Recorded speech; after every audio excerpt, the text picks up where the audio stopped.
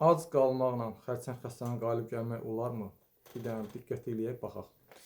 Mənim anama bu yaxında dedilər, ac qalmaqla xərçəngə qalib gələcəksən. Anam lap pis hala gəldi, indi can üstədir.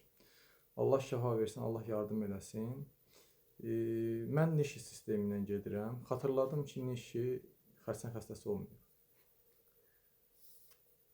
Xəstəlikləri olub, amma xərçəng xəstəsi olmayıb.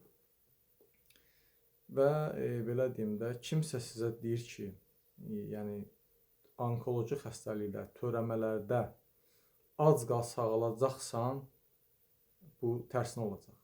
Bu tərsinə olacaq. İmmun sistemi çökəcək və burada artıq şişlər inkişaf eləyəcək, böyüyəcək, yəni yayılacaq, metastaz verəcək. Mən bu şeyləri görə-görə gəlirəm.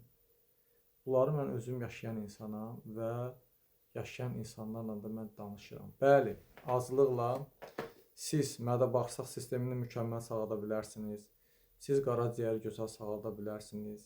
Siz qaraciyəri yeniləyə bilərsiniz. Ağciyəri yeniləyə bilərsiniz.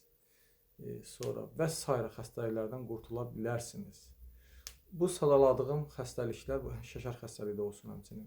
Bu sadaladığım xəstəliklər insanın həyat tərzindən asılıdır. Həyat tərzini dəyiş, düzgün qidalan, vaxtında yat, dur və gündə 1 saat yarım açıq havada yürüyüş elə və mütəmadi ac qal. 3 gün, 4 gün, 5 gün belə ac qal. Lap 10 gündə qala bilərsən, problem yoxdur. Bu sadaladığım xəstəliklərdə. Amma qaldı ki, onkoloji xəstəlikdə, törəmələrdə mən məsləhət görmürəm. Məsləhət görmürəm mən. Bax, görürsünüz, bu 1 deyil, 2 deyil. Yəni kimsə sizə deyir ki, gəl uzun müddət ac qal, onkoloji xəstəliyə belə deyim də qalib gələcəksən. Yəni eləyin görün. Eləyin görün, qalib gələ biləcəksiniz, qalib gələ bilməyəsiniz. Bu törəmələr, onkoloji xəstəlik çox çətin prosesdir. Çox çətin prosesdir. Mən də uzun müddət aclıq eləmişəm. O vaxtı mənim yoldaşım şahiddir ki, mən nə günə düşdüm. Mənim bədənimdə yayıldı. Təsəvvür edin ki, solda olan problem sağa da keçdi, buralarıma da keçdi, hamısına yayıldı məndə. Körpücü sümüyünə qədər getdi, çıxdı məndə hamısında. Solda olan problem sağa da, ailəm qaçdı bir-birinə. Mən dayandırmırdım, inanın ki, aclığı dayandırmırdım. Amma elə bir Rəbbim mənə qoymadı ki, öldürməyə, elə bir dişimdən şiddətli qan axdı da, qan açıldı. Neçə gün elə başım ona qaçdı, sonra mən aclığı dayandırdım. Elə bir Rəbbim mənə icazə vermədi də, hələ ki dedi, dayan, hələ sənin vaxtın deyil, sən bunları öyrənib insanlara çatdırmalısan. Belə gözəl insanları, yəni düzdür, mən kitabın çox hissəsini eləyirəm, amma bəzi hissəsini mən eləmirəm, mən uzun müddətli aclıq eləmirəm, belə mütəmadi aclıq eləmirəm. Məsələn, dünən aclıq eləmişəm, saat 11-dən bağırsaqları təmizləmişəm. Demək, bugün də acam. Gördüm ki, özüm yaxşı hiss edirəm, problem yoxdur. Bugün də acam. Artıq 2-ci gündə acam, problem yoxdur. Görsəm ki, narahatçılığım var, dayandıraram.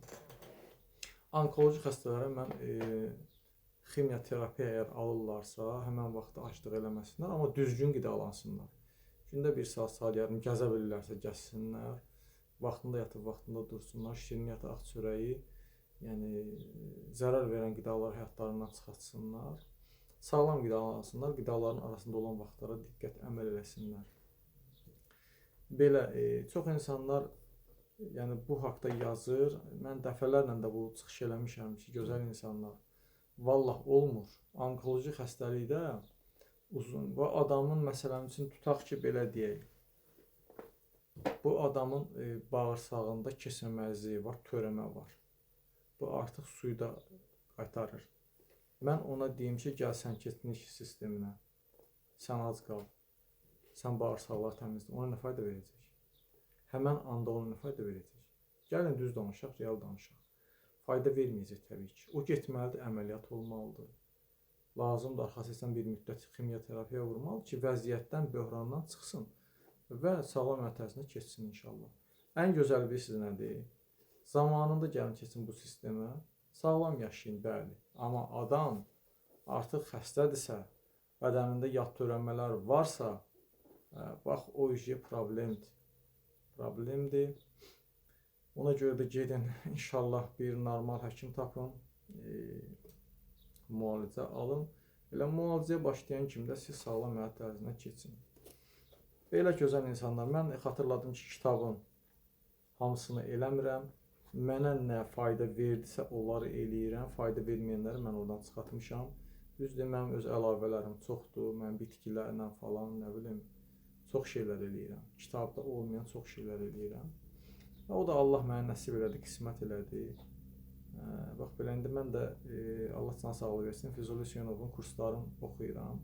Fitoterapiyanı az qalıb bitirməyə. Bitkilər də öyrənmə məcburiyyətində oldum. Çünki mənim hər kəsin bir öz həyatı var da. Yəni başına gələn hadisəsi var. Mənə lazım oldu bitkilər.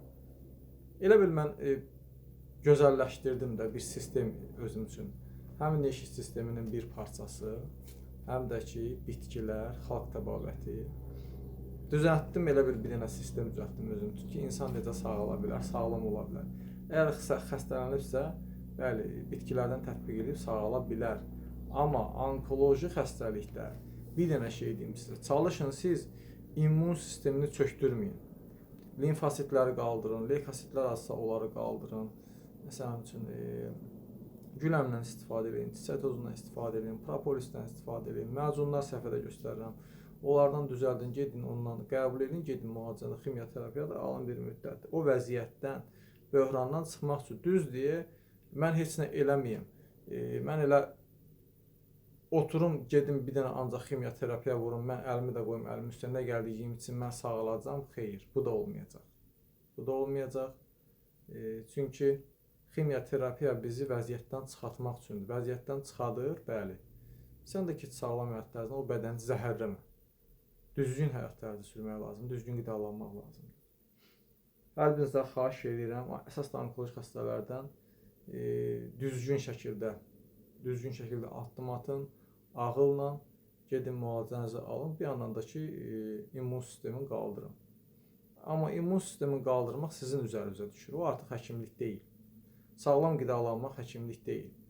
Yəni bu, belə deyim də, sizə aiddir. O öz protokol üzrə cərrahiyyədir, kimyoterapiyadır, şüa terapiyadır, bunu verəcək. O öz işini görür. Amma bu tərəfi sizlikdir inşallah. Mən belə məsləhət görürəm sizə. Çoxsu deyir ki, nə bilim, belə deyim də, xalq təbabətində sağalmaq olar, məsələn, ximioterapiyasız. Vallahi ki, olmur. Olsa deyərəm, yoxdur elə bir şey. Net olaraq bir bitki yoxdur. Mən də axtarıram, bir gözəl xanım var, demək, adı yadımdan çıxdı, çox təəssüf olsun. O xanım da axtarır mənim kimi, inanın ki, onda da problem var, o da çox axtarır. Yəni, axtarırıq hələ ki, Allah nəsib eləsə, bizə qismət eləsə, net olaraq bir bitki. Mən özüm krialini də içmişəm, aysi də içmişəm, çaşır da içmişəm, hamısından içmişəm mən. Mənə məsələn üçün onlar fayda vermədi. Ola bilər, indi bəzi insanlara fayda verib, bəziləri deyir ki, verdi, bir dənə videodur, qarşımıza çıxır ki, mədəsində belə-belə. Bir nəfərlə olmur axı. 100 nəfər çıxıb çəkər, mən krialini içdim, mən sağaldım, mən başqa məsələ. Yoxdur elə bir şey. Net olaraq bu dəqiqə, dövrümüzdə bu dəqiqə, net olaraq şişlərə təsirli ximioterapiya. Faktiki mən bunu görürəm.